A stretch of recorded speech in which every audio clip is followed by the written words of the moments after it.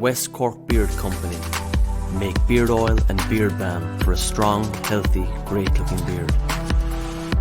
Handmade from all natural ingredients in Clonakilty, West Cork. Check out their YouTube channel for beard care tips and advice, or catch them online at westcorkbeardcompany.ie. Yes, good evening, good morning, good afternoon. Welcome wherever you may be. Welcome back to the Same Old Arsenal podcast. It's a new season. A new season is underway. The best start to a new season is 3 points, of course, as we all know, and 3 points we got. Just a quick few things that we have to do, contractual things that we have to do. The West Cork Beer Company obviously sponsors the podcast. Link is down below in the description. If you've got a nice beard and you want to look after it, I can't, what's the word I'm looking for? I can't recommend them anymore, even though I haven't got a beard, but it's my mate's company. So go along there, support Colin, all handmade beard oil. Also, as you can see down on the bottom of the screen there, we've got a new, we've teamed up with Manscaped. So I've got something for the hairy fellas and I've got something for the fellas that want to be smooth. I won't go too much into it, but it's 20% off if you use our code. I think it's same old, is it? I think Manscaped, 20% off your orders. I'll let you go into your imagination. Go and check out the website. If you're a big hairy buffoon like me, something you might want to have a look at. Dan, how are you, sir? Very well, thank you, mate. It's great to be back. Judges will want some of that Manscaped because he's not very hairy. Look at him. But yeah, we see Manscaped is not for the hair on your head. Let's put it that way. I wax. Wax on, wax off. Yeah, no, it's I'm all good, thank you, Craig, and great weekend. I was buzzing for it, so looking forward to this. Let me just say, Dan, what a fantastic show that was, mate, that you've done with Graham on Friday. So looking forward to that every week. The team talk, new show every Friday. It was blooming brilliant, mate. And I know that you've got some great feedback from it. Great feedback on Twitter, great feedback everywhere. So very, very well done, mate. We look forward to that on Friday. Thank you, mate. Yeah, we look forward to that again. It was brilliant, and Graham was great. Graham's super really knowledgeable, and he great guy, and really good bloke. Emilio we had on from Fulham fans. So Friday we'll have Dan Lawless from West Ham. So yeah, one every week on a Friday. So looking forward to that. 7 o'clock again. 7 bells. Yeah, it will be 7 o'clock on a Friday. Excellent stuff. So 7 o'clock Friday, the team talk for the West Ham game with Dan and Graham. Make sure you tune in to that one. Mark, how are you, mate? How you been? I'm good, yeah, crikey. The old podcast intro is getting longer than Graham's now, isn't it? We're counting down from 20. We've got it's unreal, isn't it? Yeah, I nearly fell asleep. You see, the thing is, when you start going up in the world, yeah. I did actually go in. Yeah, I'm surprised. When you start going up in the world, people start come looking for you. Well, there you go. But apart from that, I mean, yeah, great to be back. Feel like I've had a little break, enough of a break. Sometimes it's too long, isn't it? But that was about right. I think we should do it every year, just a couple of weeks. That's all we're doing. Yeah, 3 weeks. We'll go. Lovely, isn't it? Lovely. It has been good. Nice to go again. Judges, how are you? Oh, I'm all good. Like that. While that intro's come on, I've walked the dog, washed up, and ate me dinner. Fantastic, you know what I mean? Absolutely fantastic. I think we just keep making the intro longer and longer, and then Lee's earlier and earlier. Lee's not late anymore because the intro's half hour long. Do a couple more, and I better wash my hair. You know what I mean? It's unbelievable, like, you know. So. This is why I have Lee and Mark on together, Craig. Do you know what I mean? Yeah, I know. Yeah, I'm starting to. It's like being at school, isn't it? Like separating them. Next week, Next week, just before we get started, hello to you all in the chat box. Good evening to you all. There's some watching on Facebook. There's some watching on Twitter, and there's some watching on YouTube. So hello, everyone. Thanks for coming. Thanks for coming along. What's this? Well, we'll bring this one in here quickly because this Craig and Co. Before you started over VIP watching with me, can you all give my mum a wave? Hello, mum. Hello, Karen's mum. Hello, how are you, Karen's mum? Hello. We hope you're well and welcome along And thanks for watching. Let's get underway. Dan, Fulham away. What? What's wrong? Well, you've asked him how their weekend was, and not a thing on how my weekend was. You know what I mean? Well, if you hadn't spent, if you hadn't spent so much time talking about the intro, then you would have had time. Dan, charming. Yeah, well, there you are. How was your weekend, Lee? Come on, it was absolutely blinding, Craig. Absolutely blinding. Arsenal winning and Spurs losing. You can't get better than a you can't. like that. Absolutely blinding. Did you have a nice weekend at the Box Park? Fantastic. Box Park is a great place to go and watch the Arsenal. It's got a great atmosphere. It'd be good to see a few of you guys down there at some stage, So, enjoyed it, So, good atmosphere. It's not like being at the game, but it's not too bad. Yeah, but it's something to make the atmosphere. I don't know. I hate watching it at the moment with no fans. It's horrible. Absolutely horrible. Yeah. And then the crowd noise then is just awful. I know that sounds stupid, but watching it with an empty stadium with the crowd noise in the background, it's awful. I hate it. Can't wait Honestly, I watched the best game of football, I think, for a very, very long while. Got home and watched Liverpool versus Leeds. It was a fantastic game, but it wasn't the same without the fans. Great game, but it will never be remembered because there weren't no atmosphere in the ground, you know. So, but I'm with you on that, Craigie boy. Let's carry on with the show though, because that's what it's about. Back over to you, Craigie boy. Lead us off. Only if you're ready. What about you, Craig? How was your weekend? My weekend was all right. Was it? Let's move on. Yeah. You look like you've lost some weight, Craig. Oh yeah. I have. I have lost a bit of weight. I have. That's down to the new job. No, he bottled it. He bottled it. How have you lost your weight? No, I haven't bottled it because you haven't gone and said what you're supposed to have said. How have you lost all this weight? Because my new job, Lee. Yeah. You're supposed to say I've been doing so many. Oh yeah, I've done 350,000 steps in 5 weeks. Oh, what's your new job? A window cleaner?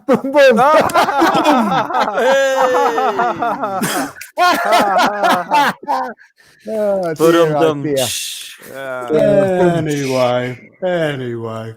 What's this? No disrespect, but you guys have timed this badly. Chelsea are about to kick off in a second. Well, just to let you know, we support Arsenal. The dead giveaway here. Same old Arsenal. I've got a top on, Arsenal top on. Mark's got an Arsenal top on. Lee's got an Arsenal top on. Dan's got an Arsenal top hanging up in the background.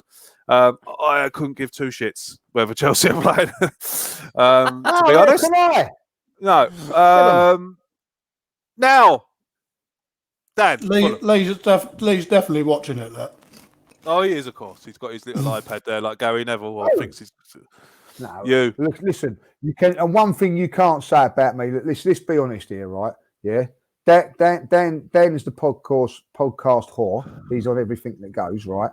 Yeah, you got Mark there snacking around like I don't know what, eating his dinners and snacks and all that. Like me and you, Craig, are the only two professional ones here, and you're about to slurp your water. You know, me, professional, get everything done properly before. What's that for having a slurp of water? So you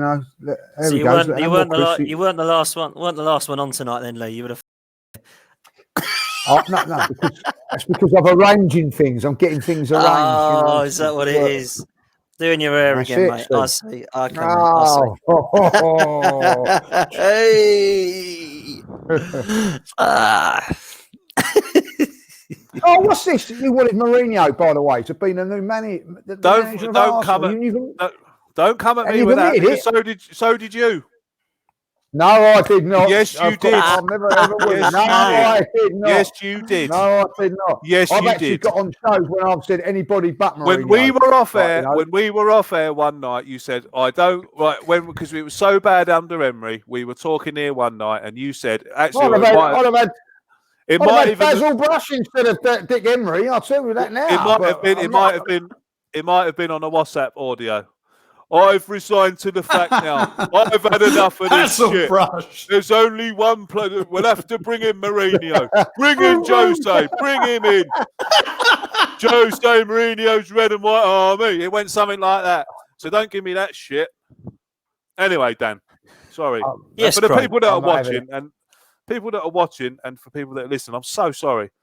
We're kind of 11 minutes in now and we haven't even started. Dan! Fulham away. 3-0 win. Lovely start to the season, mate. Mate, it was. And it's getting to the stage now where this system is working against any team, because the first thing that people will say if you're not an Arsenal fan is, yeah, we expected to win. It's only Fulham. But it ain't only Fulham, is it? Because we've gone with this system now against Sheffield United, Wolves, Liverpool, City, Chelsea. And now, of course, we've gone to Fulham, who have just come up. And it's not an easy game. You know, when a team comes up, you don't know as much about them. They've got nothing to lose. They come out and they give their all. When you look at it, we actually matched them all over the pitch and were better than them all over the pitch. And the system worked. It got to a stage where our two new signings proved why they were brought into the club. And it's always great to see that.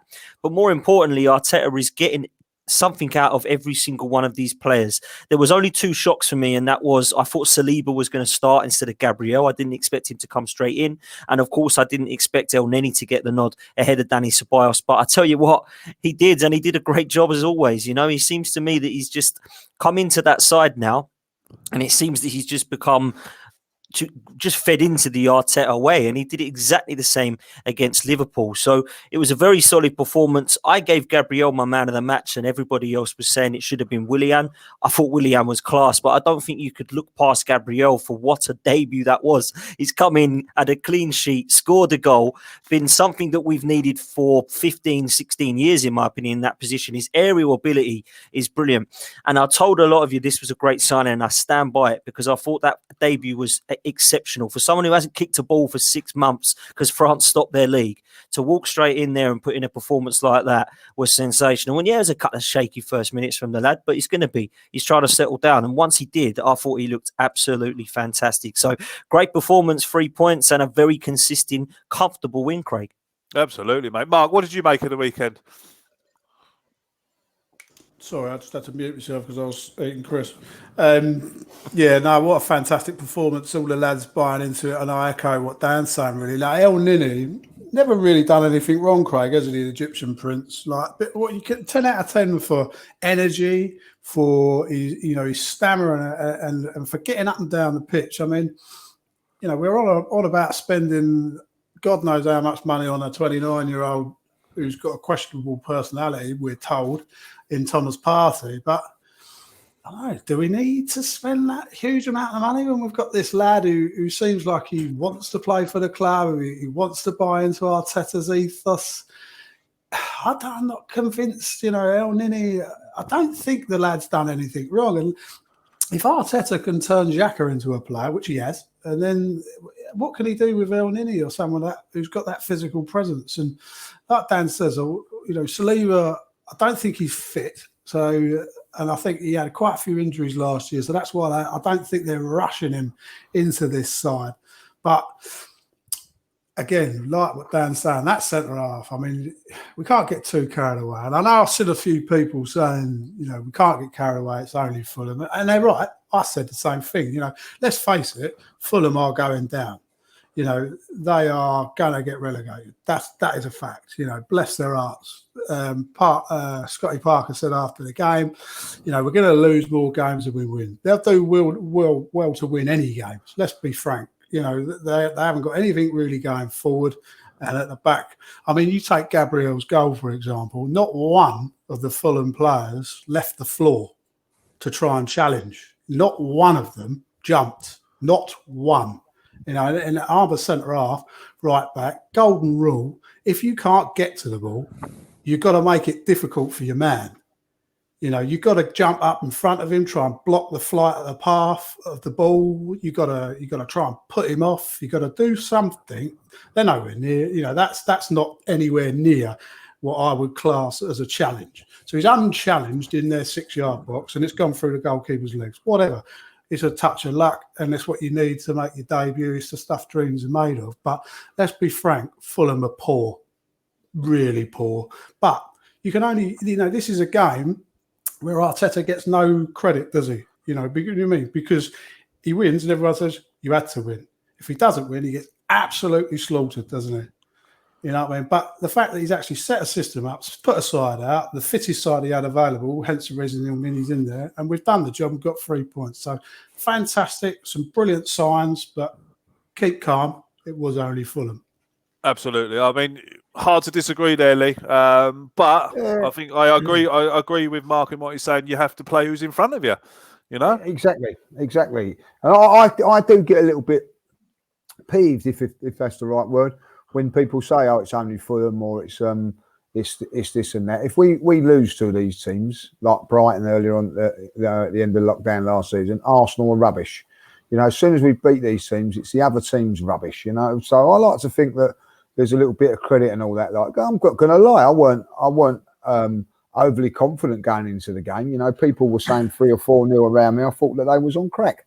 But there you go. You know, I think that for me, I felt, you know, I would have took a 1-0 win at the beginning. But once this game started and once we scored, from that moment on, I thought Fulham, by the way, first 10, 15 minutes were decent.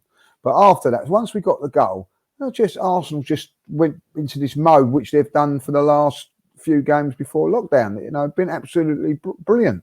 Defended well. You know, like, I'm going to say it. You know, I know it's only one game, but I really watched Gabriel close, and I'm worried about his goal and things like that. What I watched him, and what I wanted to see from him is when he had to defend. How did he defend? So when the ball was up in the air and he had to win the ball, he won every single headed duel, which is something that our central defenders don't do.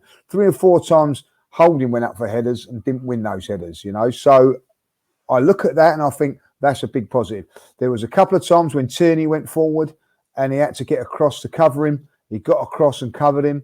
For me, they were the sort of things that I was looking at on Saturday, and I couldn't be more than happy with what I see of him. Yes, there's going to be bigger tests in front of him, but I think that he's going to get better as the games go on. And another game against West Ham, get another 90 minutes under his belt, and yes, the big test will come against Liverpool. But I'm going to say this now, I feel confident that we could go to Liverpool and give them a bloody good game. The last few times we've gone to Anfield, boys, I've been hoping to keep the score down. Not win the game, not draw the game, keep the score down. I feel now we can go there and give them a bloody good game. And I'll tell you what, they've been a little bit more worried about us than in the past. You know, it's Arsenal, this is the 3 points that we can push them aside. Hold on a minute. This is a different Arsenal coming now, like, you know what I mean? I'm not going to say they're going to go there and we're going to win, but this is a different Arsenal. And I'm very, very impressed with what I've seen. I think I've got a big up for El Neni. I'm going to say this now. If we'd signed El Neni for 15 million, we didn't know what he was like, we will be going absolutely mad about him in the same context as the boy from Everton yesterday that played. Can't think of his name, the Brazilian boy. What was his name? Alan. Yeah. We'd have been all doing, oh, look at that. You know what I mean? What a great performance that was. I didn't see nothing different from El Neni's performance to that Alan's performance yesterday. But because he's 5 million and whatever, blah, blah, blah, people are going to get onto his back.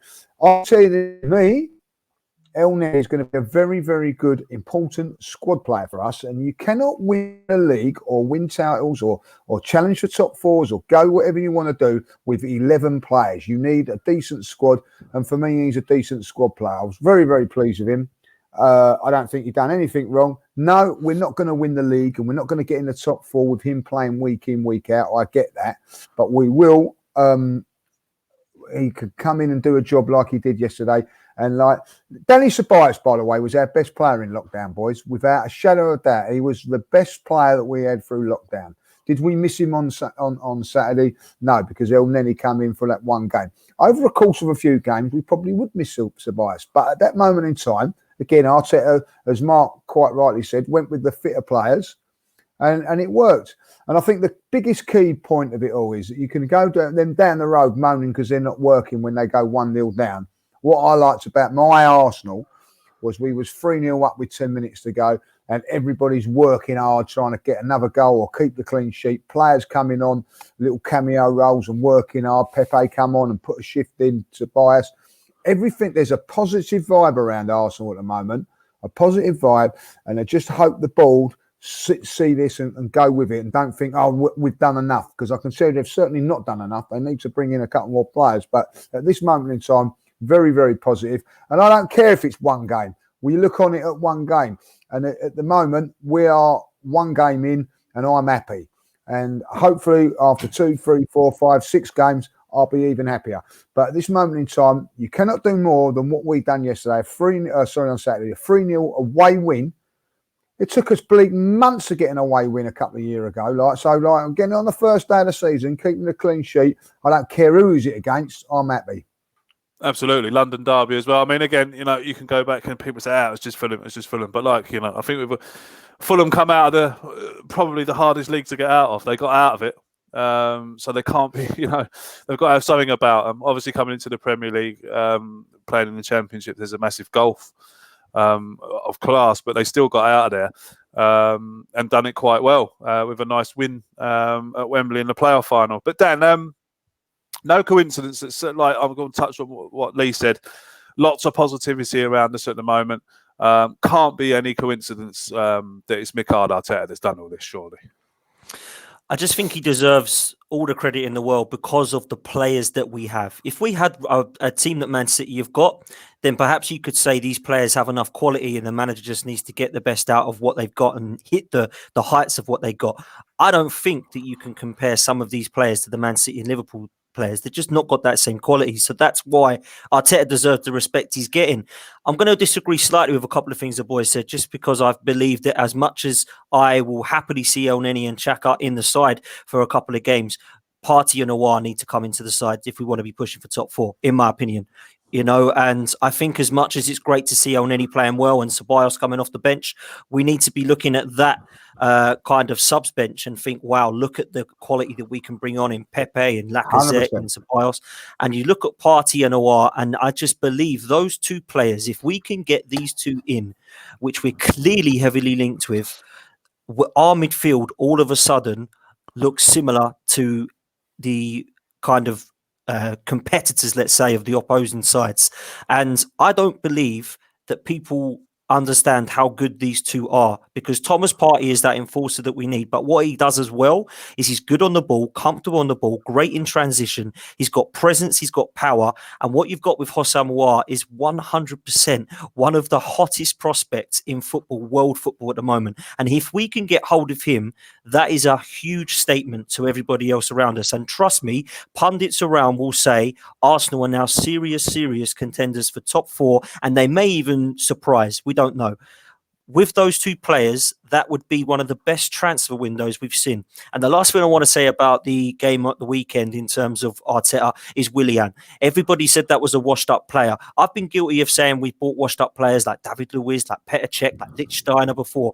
This guy was doing it for Chelsea last season, and he's done it for us in the first game. He's got more assists than Ozil did for the last 2 seasons. Let's look at this player now and see what he does and brings to the team, what some of the others have lacked to do over the last couple of seasons.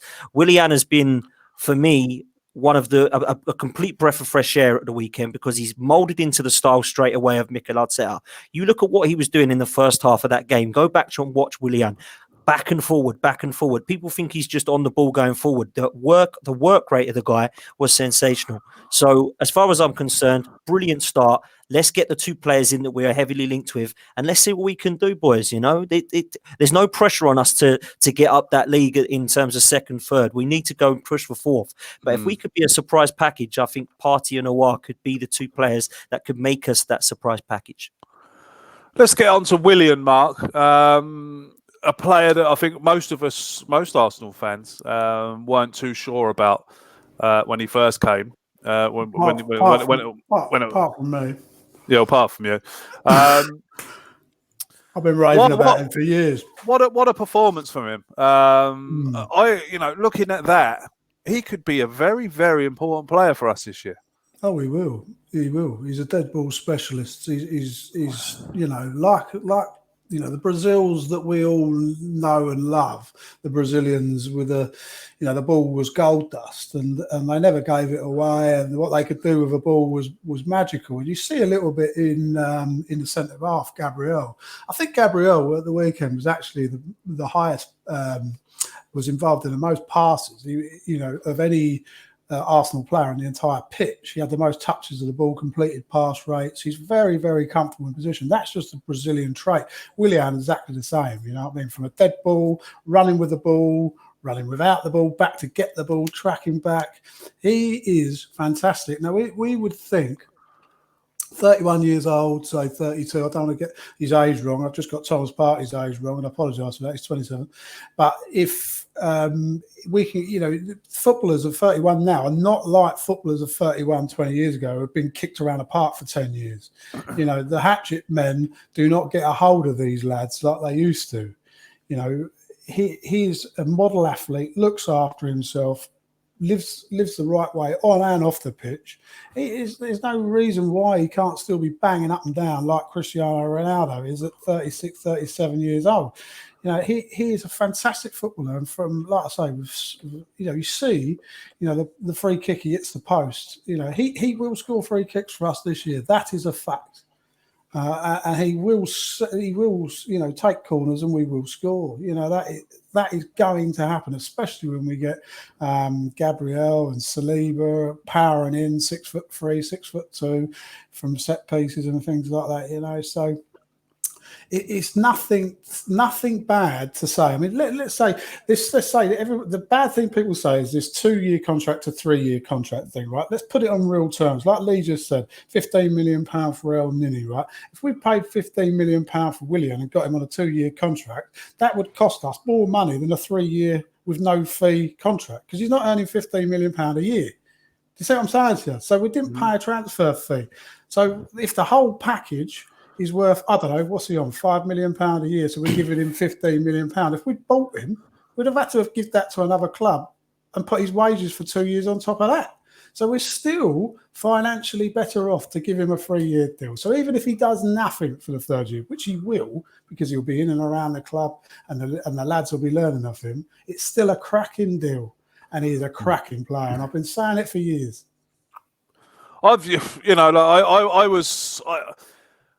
When you look back at it and you look at Willian's past Chelsea performances coming towards the end of the season, he was obviously very unhappy there, because coming over, he's made the switch across to London, and I mean he's playing like he's 25. Lee, was you very interested? Was you very impressed with Willian at the weekend? Oh, without that, yeah, I thought it was very. I thought, look, listen, he's been a great player. I remember, I don't watch many Chelsea games, but I did watch the Chelsea game against Tottenham when he scored 2 goals at White Hart Lane. I know one was a penalty, but his first goal was brilliant, and he was absolutely outstanding in that game. And also, what I think you have to forget, do you remember when there was all the trouble with Mourinho when he was at Chelsea at the last part of the season? The player of the year that year was Willian, where he was just like got on with his stuff, and I thought was a fantastic player. The fact of the matter is with him now is that because he's 32, let's be honest, if he was 25, Arsenal wouldn't be getting him. The reason that we're getting him is because he's 31, 32.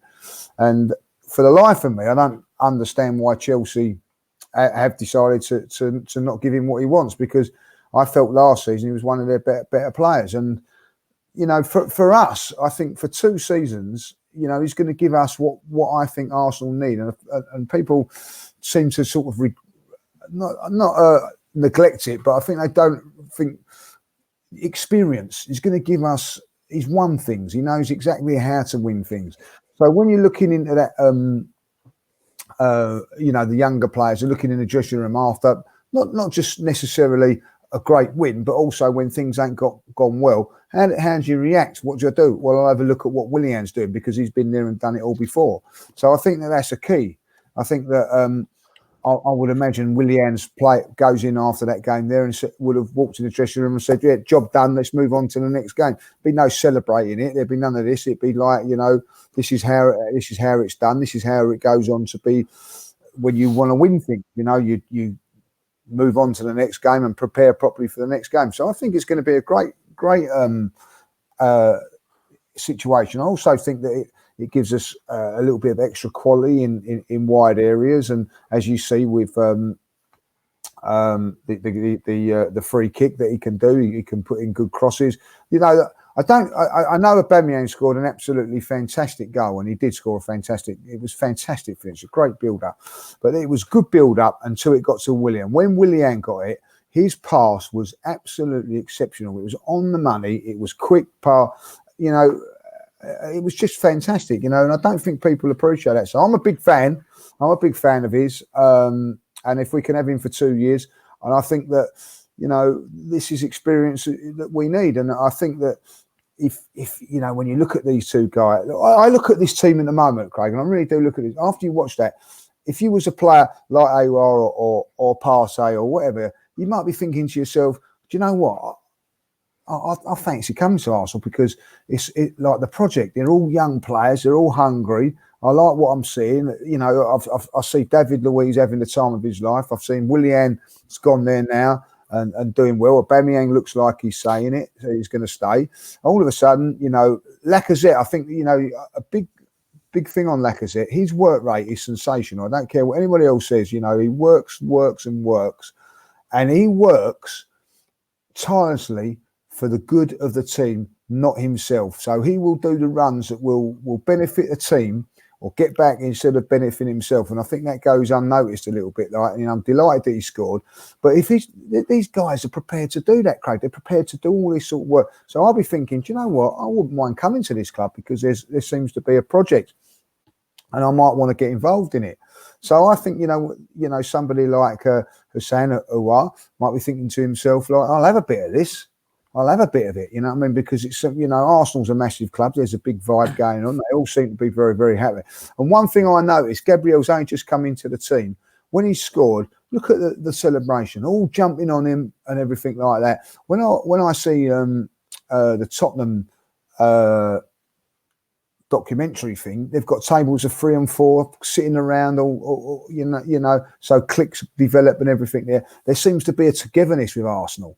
And, you know, you notice it on the bench. The players are all jumping up on the bench, you know, like Danny Ceballos, you know, celebrating when we score goals. Even like, you know, there was a little incident between him and who was it? Eddie, wasn't it? Like before the game, you know. I don't mind that. You know, they're probably a little bit peeved they're not in the bleating starting lineup. So it's all good. You know what I mean? And even though they had that little fracas, afterwards they're on Instagram laughing and joking and all that, like just showing you that things can happen, even if you're a good, happy camp, but we're still very much together. And I think there's good vibes at Arsenal, and I think that's a lot to do with the new manager coming in, because that's his name. He is a manager now. He's coming in. And I just think that we've bought, in this transfer window, we have been very, very shrewd with what we've got so far in terms of bringing players in. Now, we've got to bring in a couple more. I'm not happy with a couple of ones that we may have to let go. But do you know what? I'm going to have to say, right, okay, in Arteta I trust and whatever they are, I'm going to, you know, I might not be happy that Martinez is gone. I might not be happy it'd be Maitland-Niles or Bellerin. But if it brings in Partey and it brings in Aouar, I'm going to be very, very happy. Because I think that's the thing. Yeah, as Dan says, we're 2 players away. Those 2 players away from having a fantastic opportunity to do really well. Because I can tell you that now, you can talk about Liverpool's front 3. You can talk about anybody else's front 3. They might be as good as us or even slightly better than ours. But our backup, if you think of it, is Pepe, Martinelli, Saka. You know what I mean? Like, that ain't a bad little backups. And our squad is a lot stronger than what you think. If we can just get the right couple in there, and Dan's right, if we can just get the right couple in there, I think we're in for an exciting time. Well, I couldn't agree more, mate. What do we make of all this, you know, all this Twitter negativity that's still going around? We had, is it V-Night and Edu on the website the other night come out and actually spoke to the fans. Now, I was actually really surprised about it. Watched it. I was quite chuffed, to be honest, because I've never seen Arsenal do anything like that before. Come out and actually speak to the fans. Normally we're all sitting waiting, wondering and waiting what's going on. But they actually came out and have told us what they're trying to do. You know, they've told us to trust the process, this, that, and the other. But we still get negativity on social media. People coming out and telling us that it's just all excuses and that we're all going to buy into it and they're just going to let us down again. Dan, what did you make of the V9 Edu thing? Listen, it's Arsenal fans, mate. They're always going to find something to complain about. Now, as far as I'm concerned, what did I make of the Vinay and Edu thing? I don't trust Vinay. I don't like Vinay. Yeah, I've got somebody is quite close to within the club who says he's clueless, doesn't understand what he's doing. But I do trust Edu and I do trust Arteta. And this is what makes me laugh. Edu and Arteta, I said it to you boys earlier, they are the novices. Yeah. And they are clearing up the mess from Unai Emery and Raul and Wenger and Gazidis, who are the experts, right? So let's give them and cut them a little bit of slack. They're trying to do business in the transfer window. And at the moment, they're struggling to get rid of these players. Now, people on Twitter then start going, I can't believe we haven't sold anybody yet. Why do you think that is, guys? The reason we've not sold these players is because nobody wants them, because they are not good enough. Who wants to give Socrates 100 grand a week? Arsenal. Funny enough, no one else does. Kolasinac, nobody wants him because he's so poor. So this is why you have to cut the Edu and Arteta's a little bit of slack, because they're trying. They've got a plan and they do need to sell now before they buy, which is why we haven't got enough money to go and release the clause yet of party. And it looks like we're trying to raise some funds to get Hosam Aouar. It looks like we're going to probably need about 90 million to 100 million at the moment to get both of those. So if we're selling Torreira for 20 and Martinez for 20, we're going to have to keep going, because we need to raise much more than that. So when you say about they're touching base with the fans, I like it. I like what Edu and Arteta are doing. I think they understand the club. They played for us. One was an invincible, one captained the club, one lifted the FA Cup and then lifted it as a manager. They get what it means to play for Arsenal. And I'm with Lee. Hosam Aouar and Thomas Partey are coming to Arsenal because they like what they see. And they like what they're seeing with this manager now. And they didn't like what they saw under Unai Emery, like we didn't. But Stan Kroenke needs to now help this guy out. Because if there's no funds, then he has got the funds in his pocket to say, listen, I gave Unai Emery 72 for Pepe. I give Wenger 70 million for Granit Xhaka and Mustafi. So I'm going to give you 90 million so you go and get Aouar and Partey. That's what Kroenke needs to do now, because it's got to that stage where we're so close to challenging for something which I believe would be quite special this season. I'm not talking about the title, because I still think with those two, we're not going to win the title. I still think that we could push for the Europa League win, and I still think we could push for top four. And I think if you were to get to a realistic target, that would be realistic. And with those two players, we have a great, great chance. So with Edu and Vinay coming out, I think Vinay has literally said, it's over to you boys. I don't do footballing business, but you two do. And I love the fact that Arteta and Edu are now pulling the strings ahead of Raul. I didn't trust Raul. I didn't like what he was doing. I felt he was a bit of a fraud and there was something dodgy about the guy, which I think is why he's gone. We have been heavily linked with Partey and Hosam Aouar since day dot. And the other players we were linked with were Gabriel, Willian and Dani Ceballos. If we can get these last two pieces of the jigsaw puzzle, Craig, I could be very excited. Yeah, I mean, like, I didn't think there would be no chance of getting Hosam Aouar. No, you know, when I saw that come out on Twitter or in the paper or wherever it was I was reading, I was like chuckling to myself.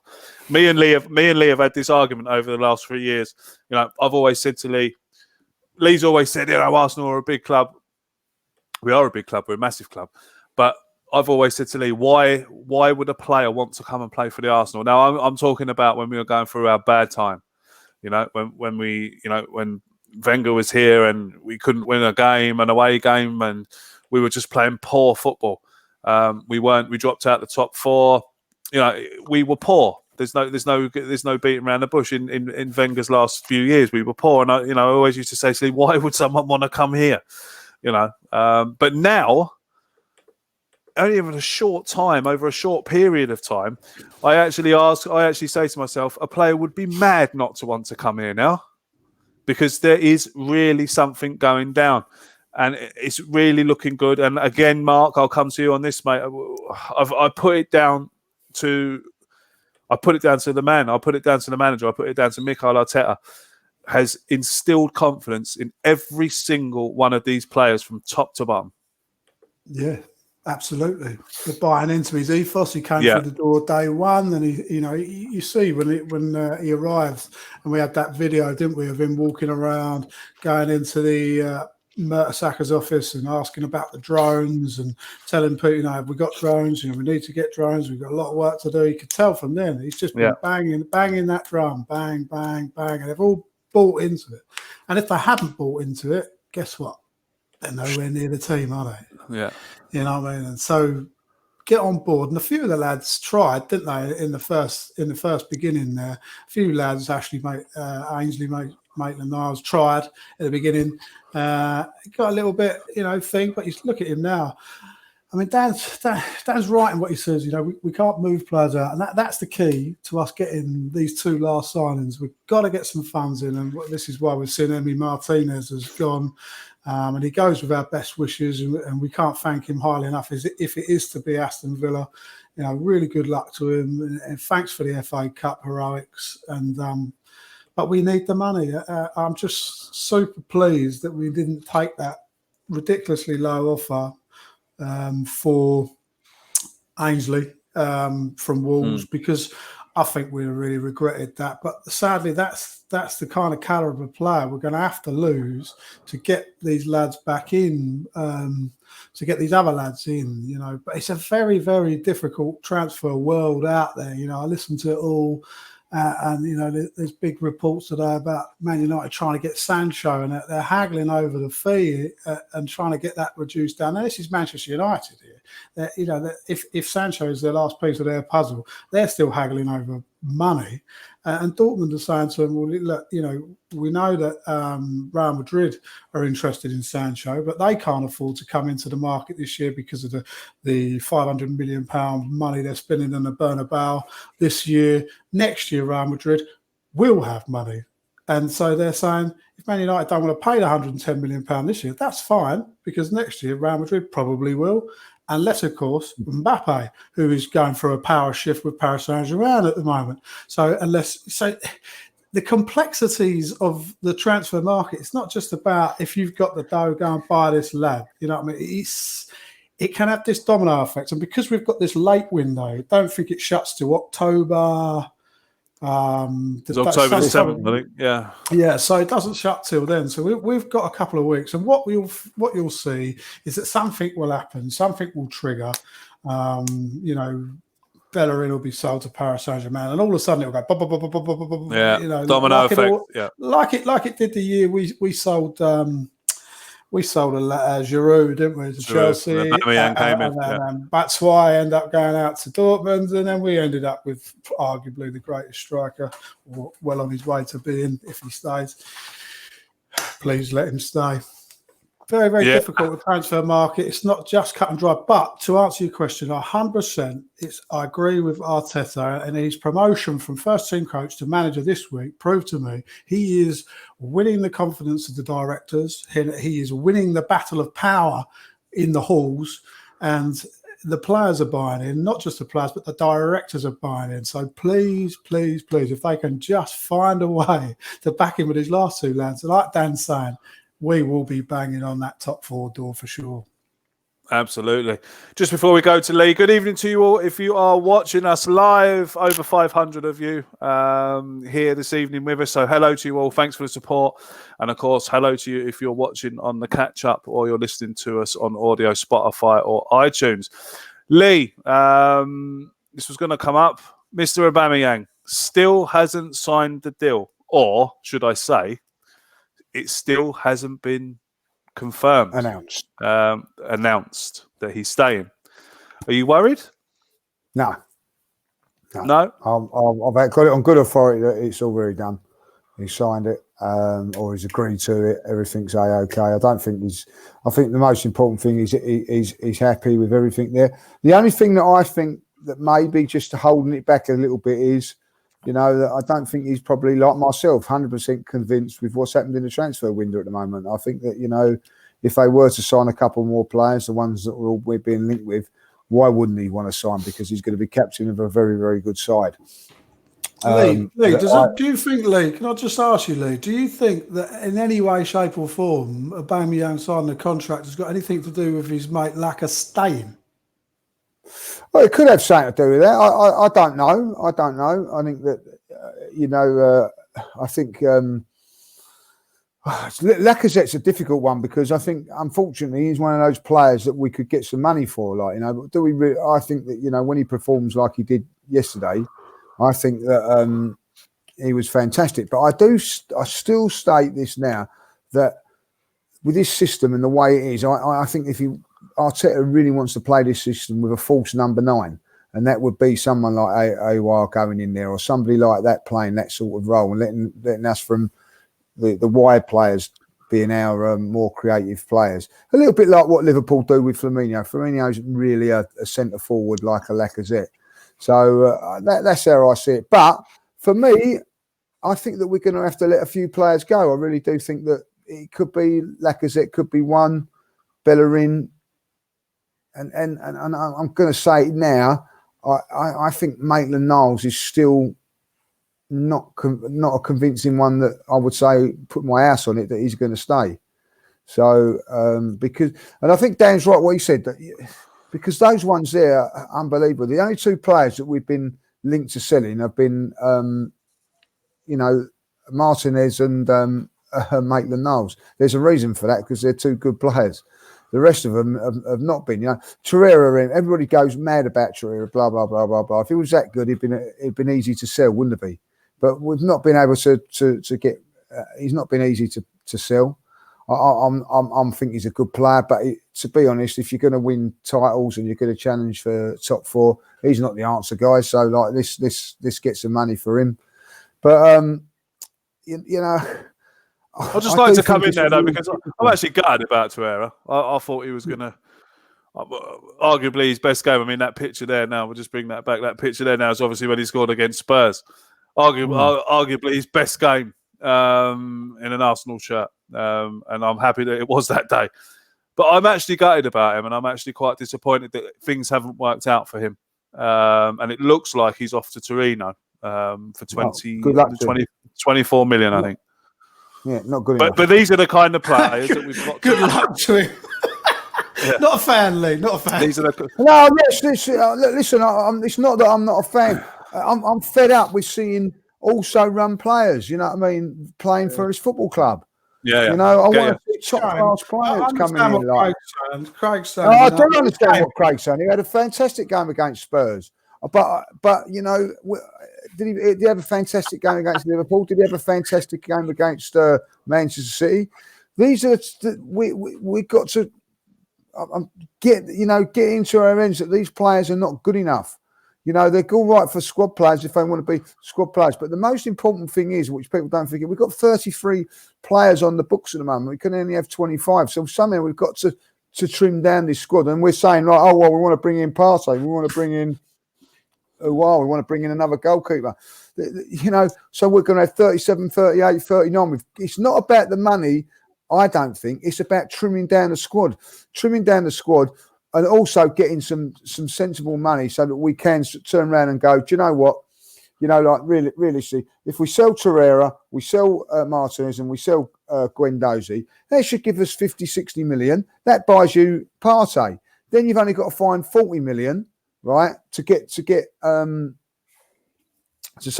one in. Like, and it may be then that you have to sell a Lacazette or somebody like that, something that we're not going to like. Whether it be Maitland-Niles, it could be Maitland-Niles, it could be Lacazette, it could be one of the boys that we don't want to see go, but we feel that we're going to have to. And I said this on Twitter, and I say it now. Did Liverpool fans, were they happy when they sold Coutinho? No, they wasn't. Are they? Do they worry about it now? No, because what they've done was they invested it in the players that they needed, and look what happens. We have got the opportunity now to get rid of some players and invest it in the players that we need at this football club to push us to the next level. And I'm afraid that some people like Guendouzi, like Torreira, Mesut Ozil, Torreira, they are not good enough for this football club.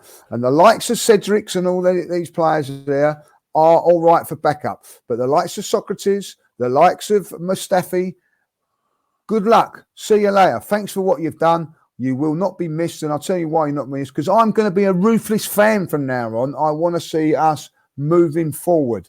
And I'm sorry, I'm sentimental league judges and sentimental Arsenal fans. We've got to finish it now. And we've got to say, right, these are the players we want. I want this and this and this. And this is a team over the last 3 or 4 years. This squad, we've gone from 4th to 5th to 6th to bloody 8th. We've got to stop that now. 8th is the lowest it can ever be, and we move these players out. You know, I was gutted when Aaron Ramsey went. I don't want him back now. I want new, fresh players to come in. Yeah, that's how I'm going to be. No, I agree. I mean, what would be the point? What would be the point of bringing Aaron Ramsey back in now? Good player, yes. Yeah, exactly. You know, no one can deny he's a good player. But I get what you're saying, mate. I want to see fresh recruits now as well. I want to see round pegs that go in round holes. I'm sick of seeing players coming in that are just, oh yeah, we'll just get him to appease the fans, like that kind of, you know. Yeah, I think. Go on, sorry. No, players that are coming in with a purpose, you're seeing what we're seeing on the pitch now. I watch Arsenal on the pitch now. You can see that they're being coached. You can see that they're being, you know, there's what I think. You can see that even when they played on against Fulham, they've looked at them. They've seen their weaknesses, and we can exploit it. When I was watching Arsene Wenger's teams, and you know, it was just like, oh, we're Arsenal. We give it a go, and like we get caught out. That's not happening now. We're going to go to whatever team we're going to play, and we've got a structure. How we're going to break down teams, how we're going to defend. Look at our defensive structure at the moment. As soon as we lose the ball, we're hard to break down.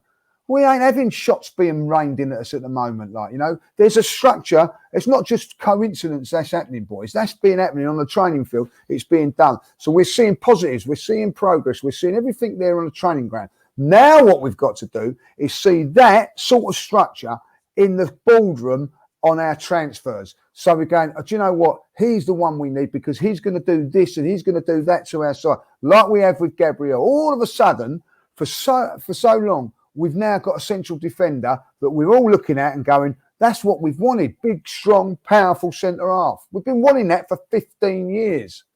We've now got it. So there's a structure, and that's what I'm going to say. And that's why I'm believing in the process at the moment, because I can see what's going to happen. And I'm afraid that these players, you know, if I think that, for instance, Granit Xhaka has been fantastic for us, and what he's done is absolutely fantastic. And are we going to win the league with Granit Xhaka in the midfield?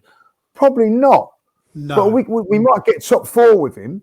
But ultimately, you know, if you think that's it, Granit Xhaka is the best midfield player that we're going to get in there, we ain't going to win things in the way we want to do it. Granit Xhaka in the squad and being around it, that's a different thing. But we've got to be looking all around. Can we improve? Can we improve? Can we improve? Can we improve? Not going, oh, well, Torreira, he's good. I'm happy with him. You know what I mean? Because he scored against Spurs and he wins a few tackles and he's made a couple of tackles with his head.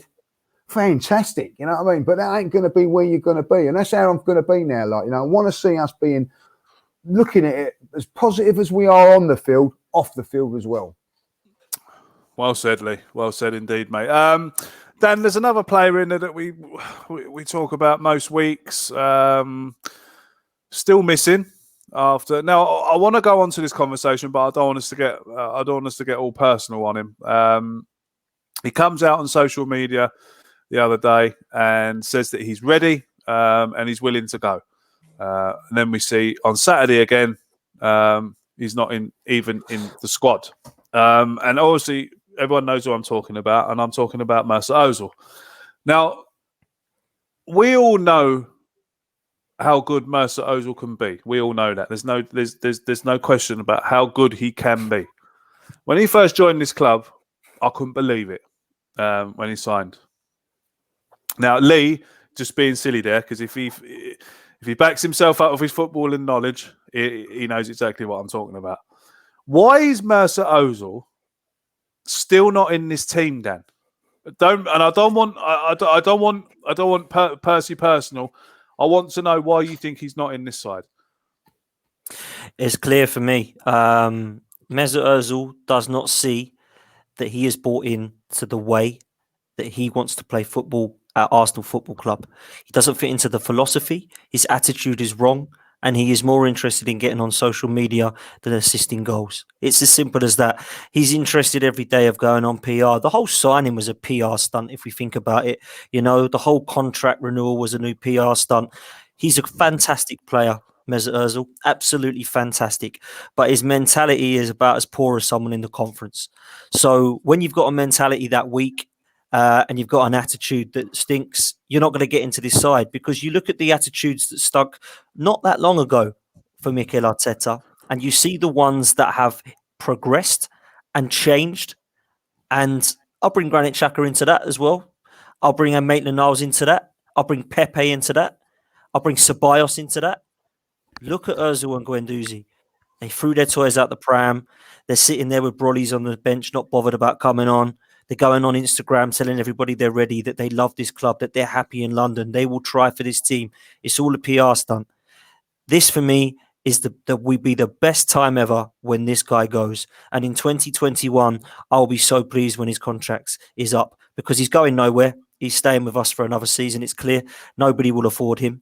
So it's going to be a situation where Mesut Ozil will be rotting in the reserves for a season, unless he wants to leave and find another club. But I don't think he will. The reason that he is not in this squad, Craig, is because his attitude is wrong, and him and Arteta do not see eye to eye with the way that he wants to move forward. And people say to me, I'd rather have Ozil coming on than Joe Willock. I wouldn't. And I'll tell you why I wouldn't, because Arteta doesn't want Mesut Ozil. Arteta wants Joe Willock. And that's why. It's nothing to do with quality. Mesut Ozil is a better footballer than Joe Willock. Of course he is. But his attitude's wrong. And unfortunately, it's being proven right that Arteta is the man who was right here. Because have we missed Mesut Ozil or Matteo Guendouzi? No, we haven't. So they can leave. And as far as I'm concerned, mate, that is the reason that Mesut Ozil is not getting game time. And yes, we need to sell players still. Lee's absolutely spot on, by the way, Lee. That was a great rant. Absolute bang on with everything he said there in terms of selling players. And it is going to be difficult. Like I said earlier, it's hard to sell these players. But I trust and give it time. We've got till the 5th of October, boys, when it shuts. That's plenty of time. Trust me, the next couple of weeks will be huge for the club. Mark, I'm sure you understand where I'm coming from when I'm talking about Mesut Ozil. We have a player there. He's a World Cup winner. You know, top of the assist polls, in all the leagues he's played in, this, that, and the other. But I can't get my head around why it's like he came to Arsenal and just gave up. No, because when he first came, he was really, really good, wasn't he?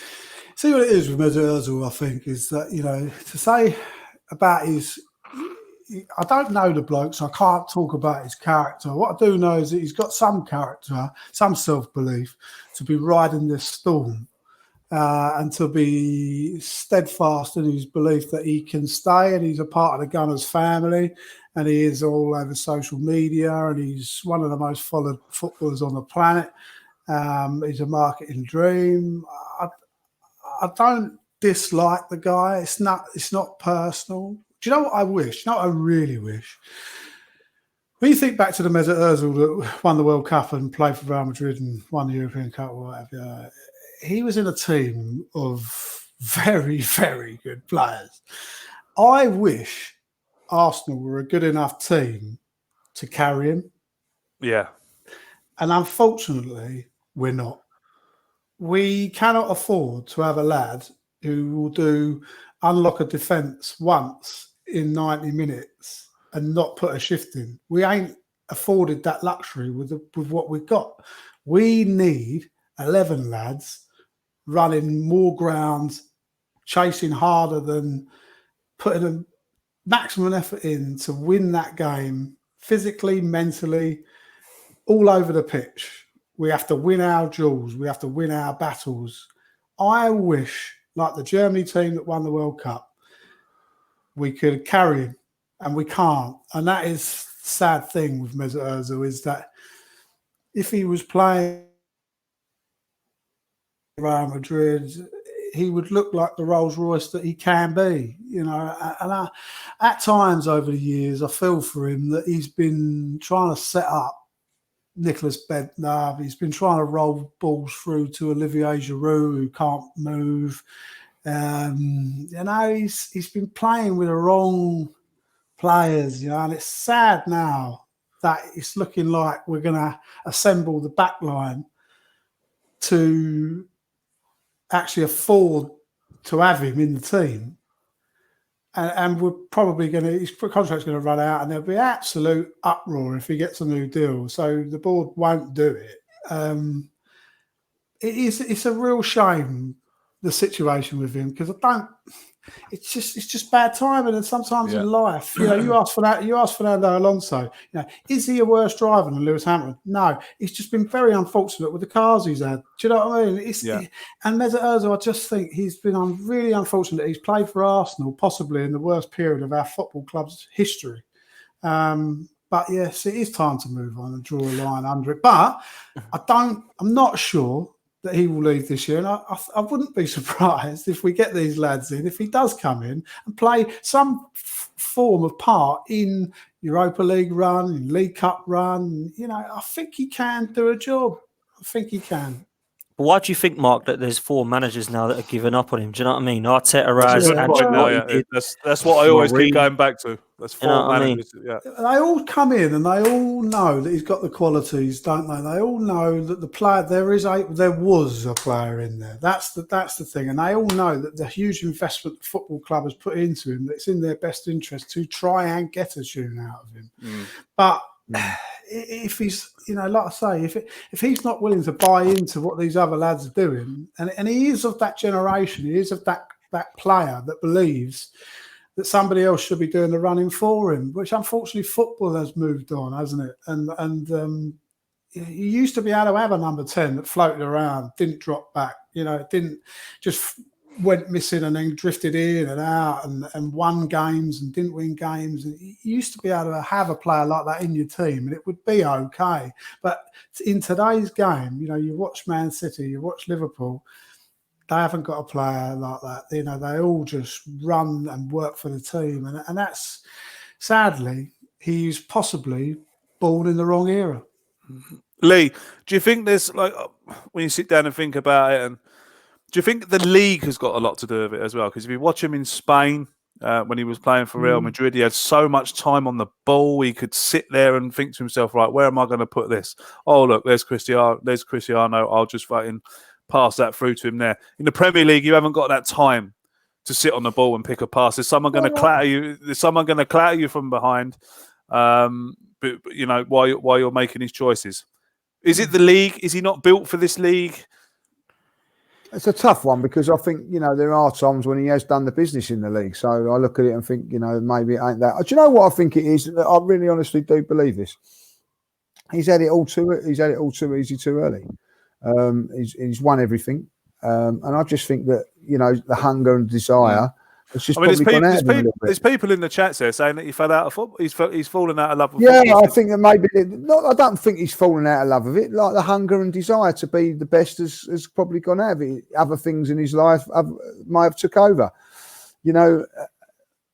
Listen, there are professional footballers out there that don't do it for the love of the game. Like they don't do it because they love football. They do it because it's a job. And they haven't got the passion to it. Mesut Ozil probably, wouldn't be one that would go out on a Tuesday and a Thursday night at 7:30 in the pouring rain and go and train for an hour and a half. It's all come to him very, very easy. There's no getting away from that he's a talent. When people say, oh, he's not mentally strong and all that, like, to win a World Cup, to play for Real Madrid, to be a professional footballer, to get through, to become a professional footballer, you've got to have mental strength to get through it. You're on trial for 3/4 of your young life, trying to get in and make it and everything like that. So I just think that he's probably lost a little bit of desire. And do you know what? I'm going to say this now.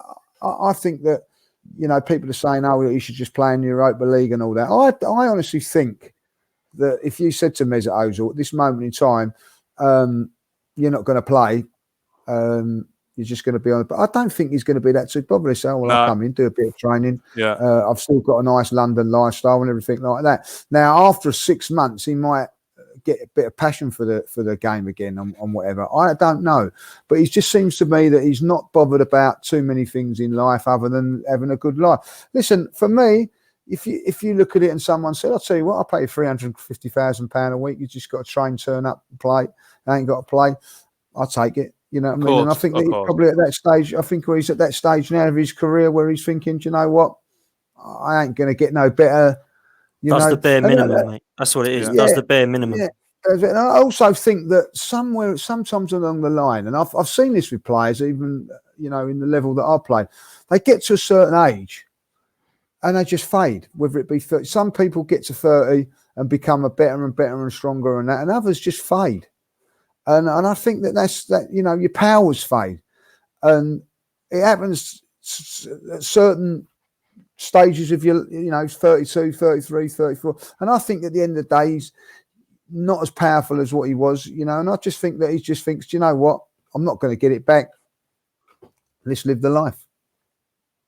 Yeah, and I mean, you can't blame him really. I mean, people are having a go at him about getting paid 350. It's not his fault. It's not his fault. I was just about to say, it's not his fault. If someone's giving you 350 grand a week, you're not going to say, "Oh, no, don't give me that.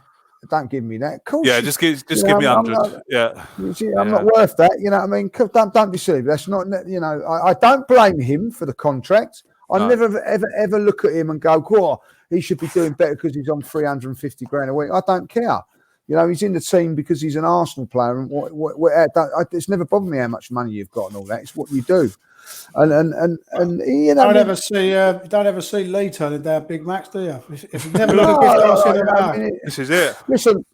I still play. I'm not. I still go and play vets football at 53, and put me heart and my soul into it, and run around as hard as I can, keep myself as fit as I can to just play. That's cheating, isn't it? I do a bit of running and all that lot, but what I'm saying is, you play that walking football, don't you? All right. Don't take the mickey, all right? But what I'm saying is, I don't see Mesut Ozil when he's 50 wanting to go and play vets football. I don't think he's got that love for it. No. There will be players that will do. That's you come up against some of them that are still playing vets football that have played pro level, and that because they love the game. I just don't think that he's one of those people that is. It's all about the love of the game. I think and that's how I feel. So.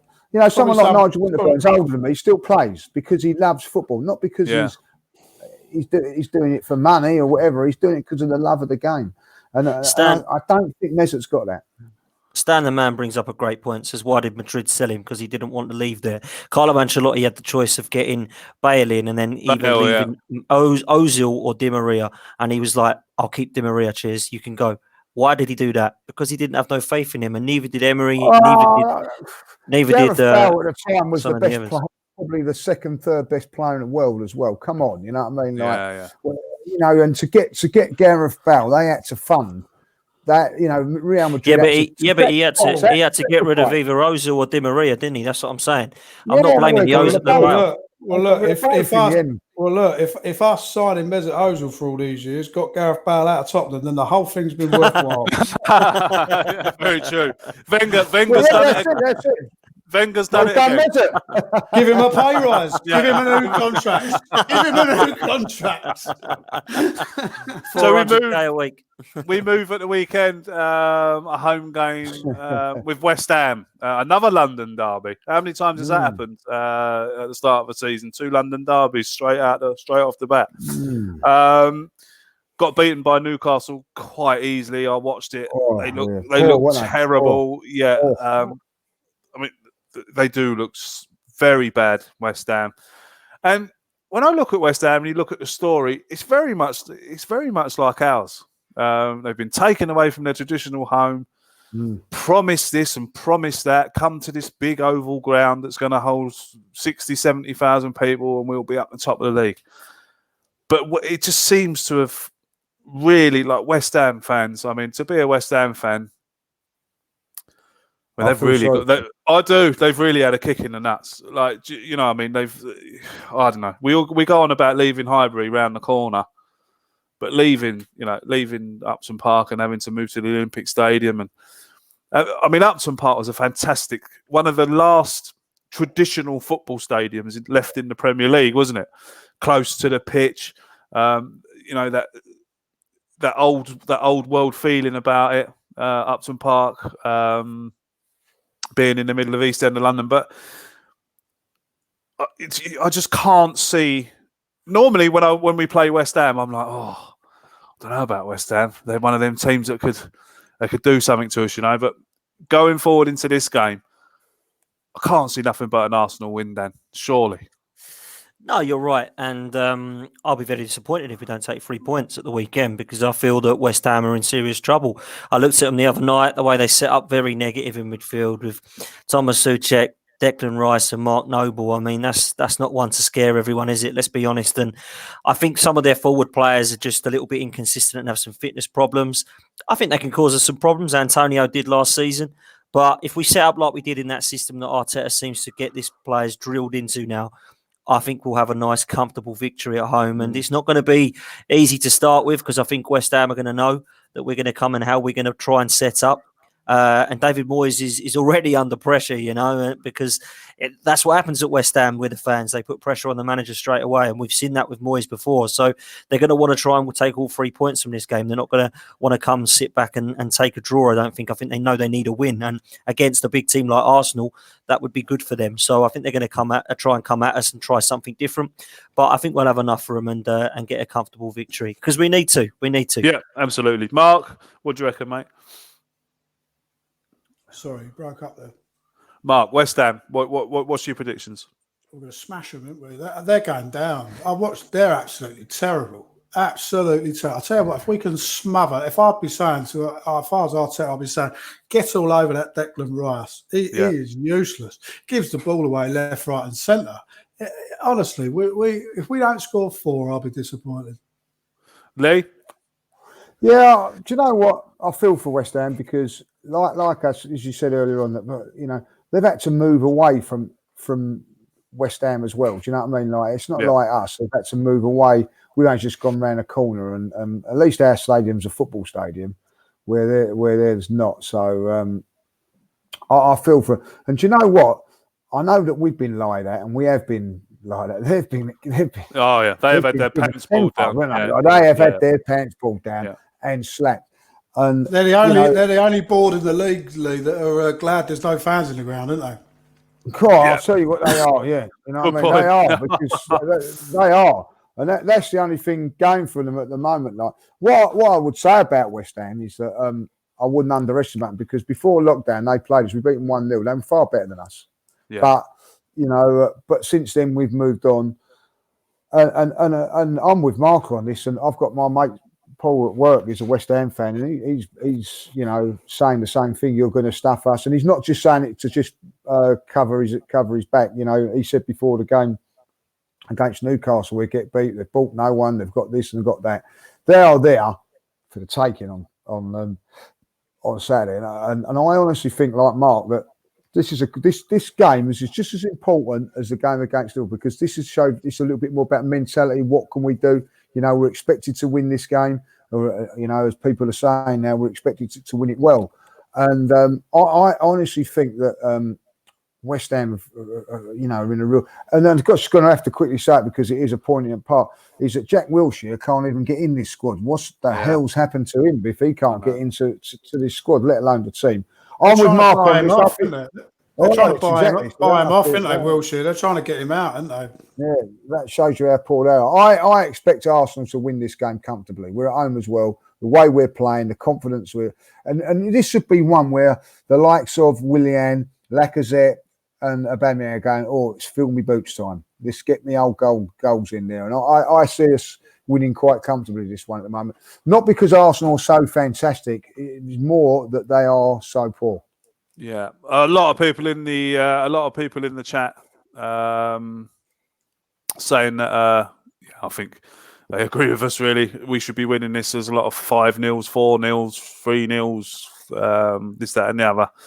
Can West Ham play that bad again, though? Yeah, I don't know, mate. I mean, they are in turmoil. I mean, you've only got to look at what Mark Noble tweeted out.